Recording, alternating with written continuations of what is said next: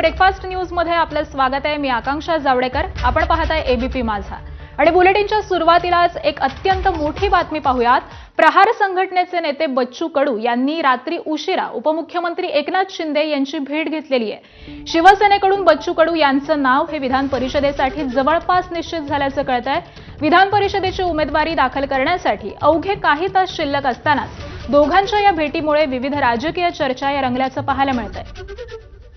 बच्चू कडू यांच्या अटी मान्य करून शिंदे विधान परिषदेची संधी आता देतात का, हे देखील पाहणं अत्यंत महत्त्वाचं ठरणार आहे।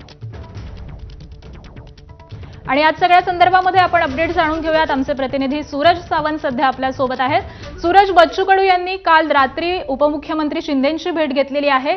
काय नेमकी चर्चा झालेली आहे, काय ठरलंय? आकांक्षा, नक्कीच राजकीय घडामोडी या महत्त्वाच्या घडताना पाहायला मिळत आहेत। काल नंदनवनवरती शिवसेनेचे सर्व नेत्यांची बैठक झाली। या बैठकीनंतर खरं तर बच्चू कडू हे रात्री उशिरा या एकनाथ शिंदेंच्या बैठकीसाठी आलेले होते, भेटीसाठी आले होते। जवळपास पाऊण तास दोघांमध्ये चर्चा झालेली आहे आणि आज सकाळी पुन्हा एकदा 9 वाजता नंदनवनवरती बच्चू कडू यांना बोलवण्यात आलेलं आहे। बच्चू कडू यांना उमेदवार देण्यासंदर्भात जवळपास निश्चिती झालेली आहे आणि त्याचमुळे कुठेतरी पक्षप्रवेश करून त्यांना या ठिकाणी विधान परिषदेवरती शिवसेनेच्या वतीने पाठवलं जाणार असल्याची माहिती मिळते। काल बच्चू कडू यांनी पत्रकार परिषद घेऊन त्या संदर्भातले संकेत दिलेच होते, मात्र त्यानंतर ही दुपारी एका शिवसेनेच्या मंत्र्याने जाऊन बच्चू कडू यांची भेट घेतली होती। त्यांच्या नेमक्या अटी काय आहेत ह्या समजून घेतल्या होत्या आणि नंतर एकनाथ शिंदेंकडे भेटीसाठी देखील बोलवलेलं होतं। त्यामुळे या घडामोडी घडत असताना आज विधान परिषदेचा अर्ज भरण्यासाठी अवघे काही तास उरलेले आहेत आणि या घडामोडी घडतायत। मात्र यामुळेच शिवसेनेत कुठे नाराजी नाही का होणार याचा देखील एक प्रश्न उपस्थित केला जात आहे। तर दुसरीकडे नीलम गोरे यांचं नाव देखील जवळपास निश्चित मानलं जात आहे। सस्पेन्स अजूनही कायम ठेवलेला आहे। याचं कारण म्हणजे शिवसेनेत इच्छुक हे अनेक आहेत, मात्र जागा या 2च आहेत। या संदर्भातच काल बैठक झाली, मात्र यानंतरच पक्षाच्या संघटनेचा बळकटीचा विचार करता हे 2 निर्णय लवकरच घेतले जाणार असल्याचं देखील कळतंय। त्यामुळे नक्की सूरज, जसं तुम्ही म्हणताय की 9 वाजता बच्चू कडू यांना नंदनवन बंगल्यावरती बोलावलेलं आहे, त्यामुळे बच्चू कडू हे आता पक्षप्रवेश करणार का, याबद्दल काय कळतंय? नक्कीच त्यांच्याकडे ती अट ठेवण्यात आली होती, कारण प्रहार पक्ष नसून ती एक संघटना आहे आणि ही संघटना शिवसेनेच्या अतिरिक्त म्हणजे शिवसेनेच्या खालोखाल ही चालू शकते। मात्र दुसरीकडे पक्षात यावं लागेल, अन्यथा तशी संधी देता येणार नाहीये। सूरज, तुम्हाला थोडंसं थांबवते, कारण बच्चू कडू स्वतः आपल्या सोबत बोलण्यासाठी सध्या जोडले गेलेले आहेत। बच्चू कडूजी, नमस्कार। एबीपी माझावरती आपलं स्वागत आहे। खरं तर 9 वाजता शिंदेंनी आपल्याला भेटीसाठी बोलावल्याचं कळतंय। आपल्याला उमेदवारी मिळणार का आणि तुम्ही शिवसेनेमध्ये प्रवेश करणार का? मला माझ्या तर सध्या फोन आलेला आहे। मी 9 वाजता 9 ते 10 वाजता जातो। अजून काय निश्चित झालेलं मला काही समजत नाही आहे, पण आता अर्ज आम्ही शिवसेनेतूनच भरू, प्रहार संघटना कायम ठेवू। बरं, परंतु शिवसेनेकडून बच्चू कडूजी अशी अट ठेवण्यात आलेली होती की आपली संघटना ही शिवसेनेमध्ये विलीन करावी तर तुम्हाला परिषदेची उमेदवारी दिली जाईल। मग आता या संदर्भामध्ये आपली भूमिका काय असेल? आता मी जर शिवसेनेतून अर्ज भरला तर प्रहार एक सामाजिक संघटना म्हणून काम करणार।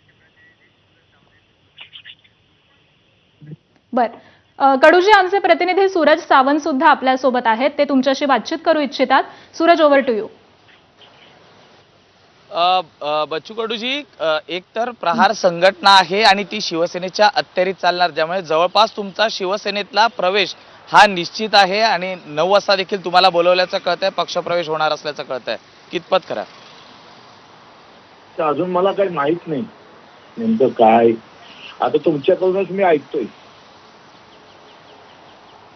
अच्छा बच्चू कडूजी, दुसरं म्हणजे पूर्णतः शिवसेना आणि तुमची नाळ जर आपण पाहिलं तर तुम्ही तितकेच आग्रही आहात, मात्र पक्षात आल्यानंतर कुठेतरी सौम्यतेची गोष्टी या कराव्या लागतील, कारण आपले अनेक आंदोलनं पाहिली तर या संदर्भात ते त्यावेळी तुमचा स्वतःची संघटना होती, मात्र आता इथे मुख्य नेत्यांची परवानगी घ्यावी लागेल तुम्हाला। त्याकडे कसं पाहता नेमकं? त्याशा काय अटी वगैरे ठेवण्यात आलेल्या आहेत का तुमच्याकडे? हिंदुस्थानाच्या कुठल्याही कानाकोपऱ्यात गेलं तर दिव्यांग, शेतकरी, वंचित घटकासाठी बच्चू कडू आहे तसाच राहील, त्यात काही बदल होणार नाही। अर्थात, पण त्या संदर्भात तुमच्या आंदोलनाची जी भूमिका असते किंवा जे आंदोलनं असतात ही फारच आक्रमक असतात. शिवसेनेची देखील ती स्टाईल आहे. मात्र पक्षात आल्यानंतर काही अटी या ठेवल्या गेलेल्या आहेत का तुमच्या समोर? असं काही झालंय का भेटी दरम्यान? शेतकरी, मजूर आणि दिव्यांगासाठी काय अटी राहणार आहे? आणि त्याच्याशिवाय आमच्या जो आहे तरी काय? हा, माझं काय मत आहे, आमचं आयुष्य जर आम्ही त्या बच्चू- शेतकरी, शेतमजूर, दिव्यांगासाठी खर्च करणार आहोत तर त्याच्या अटीचा काय विषय काय? बरं. बच्चू कडूजी, इथे उपमुख्यमंत्री किंवा शिवसेनेचे मुख्य नेते यांनी ज्या पद्धतीने आपल्याला फोन करून बोलवलेलं आहे, तर तुम्ही त्यांच्या भेटीसाठी जाणार आहात का? आणि नेमकं त्यांचं जी प्रस्ताव आहे अजून मला काही तो फोन मान्य आले- करणार आहात का? अजून निश्चित नाही आहे. मी आताच खर तर तुमच्याशी पहिल्यांदा बोलतोय. मला तुम्ही एकदम फोन करून मला जे माहिती नाही आहे ते सगळं सांगत आहे.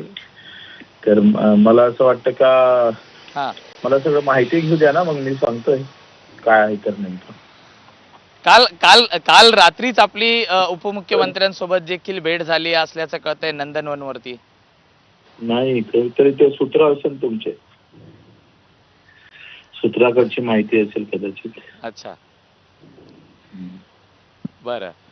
मात्र 9 वाजता तुम्हाला बोलवण्यात आल्याचं तुम्ही देखील म्हटलं. मग तुम्ही भेटीसाठी येणार आहात की कसं?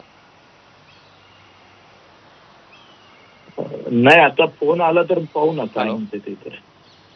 तर त्यांचा काही फोन आला तर बघू. बरं बरं. हो, पण फोन आला तर नक्की जाणार तुम्ही भेटायला त्यांना? काय आता ते त्याच्याबाबत आहे काय तर विचारून जावं लागेल ना, काय म्हणणं आहे काय नाही. बरोबर बरोबर.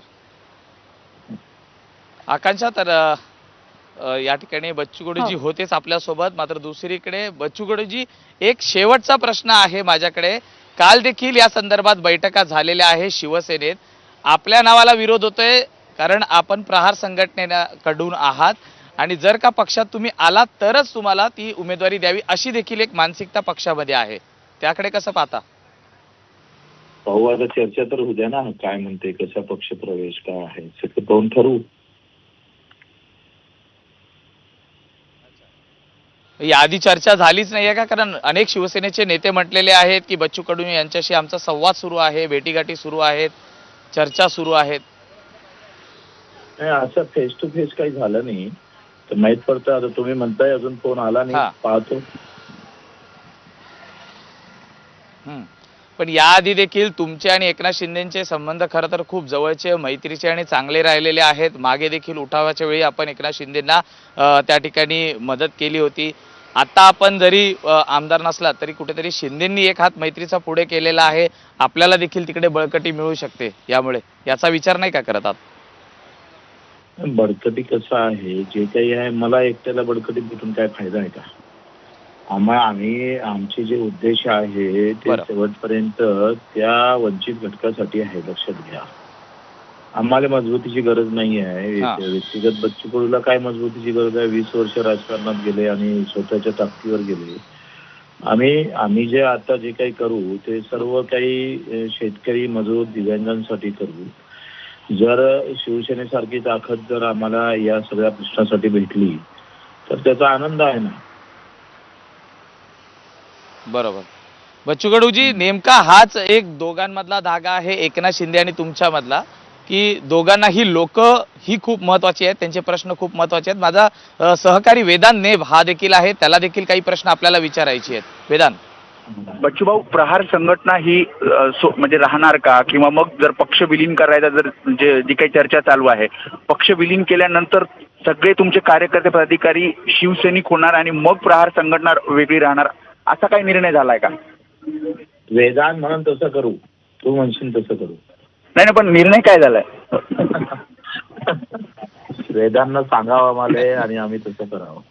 नाही, प्रहार संघटनेचे 2 आमदार सुद्धा होते, तुम्ही 4 टर्म आमदार राहिलेला आहात. असं असताना प्रहार संघटना विलीन करणं, कारण उद्धव ठाकरेंनी सुद्धा 2014ला अशाच प्रकारची ऑफर तुम्हाला दिली होती, त्यावेळी तुम्ही नाही म्हणाला होतात. मग आता एकनाथ शिंदेंनी ऑफर दिल्यानंतर हा विचार केला जातोय. नाही, असा विलीन गिलीनचा विषय नाही आहे. जे काही असेल आता चर्चा झाल्यानंतर ठरवू ना आपण. पक्षप्रवेश होणार, आपण पक्षप्रवेश करणार शिवसेनेत. माझा असा विचार आहे का, एकंदरीत मत असं आहे का, प्रहार एक सामाजिक संघटना म्हणून मजबूत राहील आणि मग पुढचा राजकीय प्रवास कसा करायचा ते ठरवू आता बैठक झाल्यावर. सर्व पदाधिकारी कार्यकर्ते सुद्धा शिवसेनेत प्रवेश करणार आहेत तुमच्यासोबत? ते सगळं कार्यकर्त्याला विचारून करावं लागेल ना.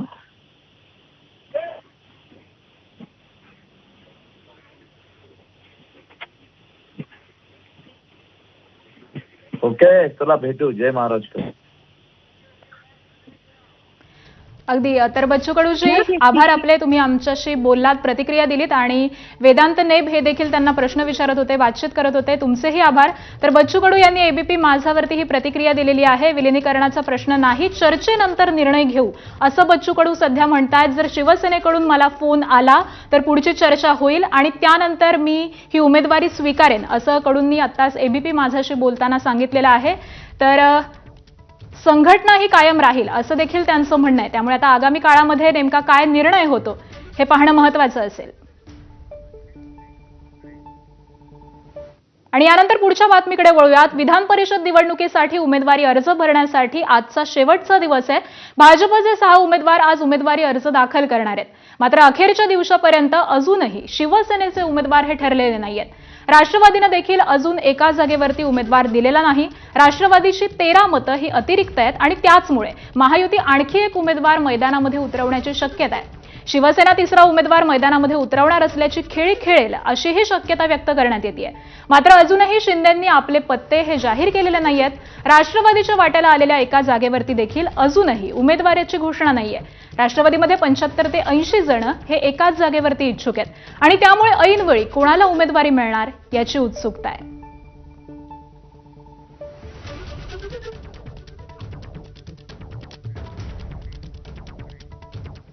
आणि शिवसेनेचे 2 उमेदवार निवडून येण्याची शक्यता असतानाही शिंदेंच्या शिवसेनेकडून देखील तिसऱ्या जागेसाठी उमेदवार दिला जाण्याची शक्यता आहे. काल उपमुख्यमंत्री एकनाथ शिंदेंनी वर्षावरती जाऊन मुख्यमंत्र्यांची भेट घेतली आहे आणि या भेटीनंतर नंदनवन या ठिकाणी पुन्हा शिवसेनेची बैठक पार पडली. या बैठकीमध्ये उदय सामंत, राहुल शेवाळे, नीलम गोरे, संजय मोरे, शीतल म्हात्रे, गुलाबराव पाटील आणि इतर महत्त्वाचे नेते हे उपस्थित होते. शिवसेनेकडून विधान परिषदेसाठी नीलम गोरे यांचं नाव हे जवळपास निश्चित झालंय. तर दुसऱ्या जागेसाठी बच्चू कडू यांच्या नावाचा विचार सुरू आहे. त्यामुळे आता एकनाथ शिंदे तिसऱ्या जागेसाठी उमेदवार देणार का याकडेच लक्ष लागलंय.